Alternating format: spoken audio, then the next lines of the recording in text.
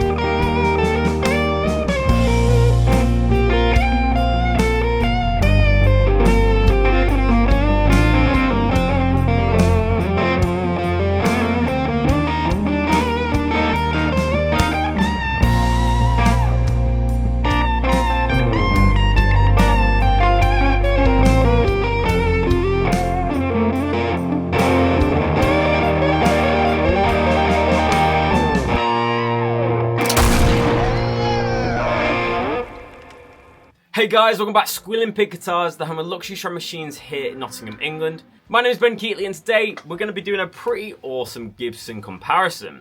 We're going to be comparing my two favourite guitars that are here at the shop. First off, we have the Gibson 54 reissue, which I actually included in a video not so long ago. It's a beautiful, heavily aged gold top. It has real nice kind of green hue to the top, and the P90s are to die for. And I'm going to be comparing that against my number one Gibson ES335, which is a Murphy Lab aged guitar. It's a light aged.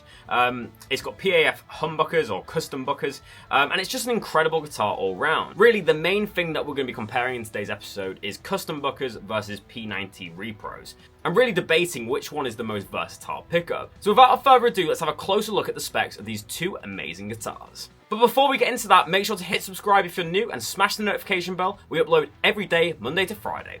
So now that you've subscribed, let's get straight back into the video. So welcome to the Spec Talk. Of course, these two guitars have appeared a lot of times on the channel, so I'm not going to go into immense detail about these two guitars, but they are my favourite that I've played here at the shop. So this is a 54 reissue, obviously a gold top. You have a mahogany body, maple top, two P90 pickups, which are obviously recreations of the originals.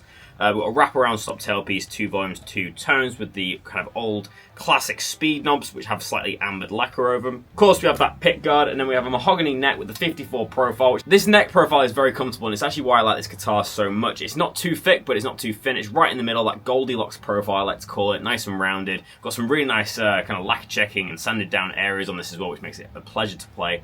We have a rosewood fingerboard with celluloid inlays. These celluloid inlays have a little bit of ambered lacquer over them, obviously to make them look more aged. And we have more of the standard kind of frets on here instead of the kind of repro skinny ones. I much prefer these kind of fatter frets that they put on some of the custom shop guitars. This is a lot better in my opinion. We then have a nylon nut, the kind of standard Gibson headstock with the celluloid inlays and the Gibson Deluxe tuners, and the serial number of this one is 40157. This guitar is a beauty, and if you ever get a chance to play one of these heavy aged stop tailpiece P90 loaded gold tops, I'd really recommend checking them out. They sound incredible. So of course this is heavy aged, so this is like the most extreme aging you'll see, so lots of belt buckle rash. You've got a little bit of a sanded down area here, some of the bindings come off, heavy checking all over the guitar, and it has a slight kind of green hue that's simulating obviously kind of the oxidization of the copper in the finish. But yeah, it's a really cool guitar, obviously a natural back. I love this guitar. You've seen it loads on the channel. I just keep making excuses to feature it again because it sounds so good through the 2-rock. But let's compare that to the 335. So here's the other guitar that we're featuring today, another guitar that is very dear to my heart, the ES335. And the real interesting point of today's video is going to be comparing these PAF humbuckers with the P90s. If you didn't know, obviously the PAFs was trying to simulate the sound of a P90 but be hum cancelling.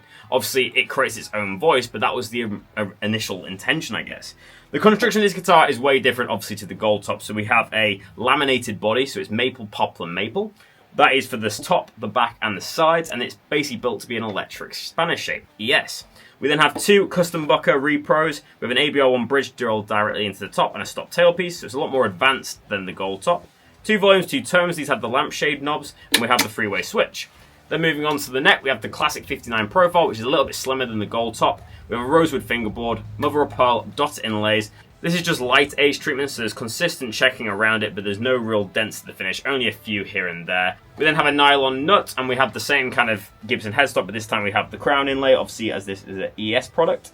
We have the Gibson Deluxe tuners and the Gibson celluloid inlay. That's the specs of this 335. So I think this tone comparison is going to be very interesting today, especially comparing humbuckers and the P90. So without further ado, the two Rockies warming up, let's get started with the tone demonstration.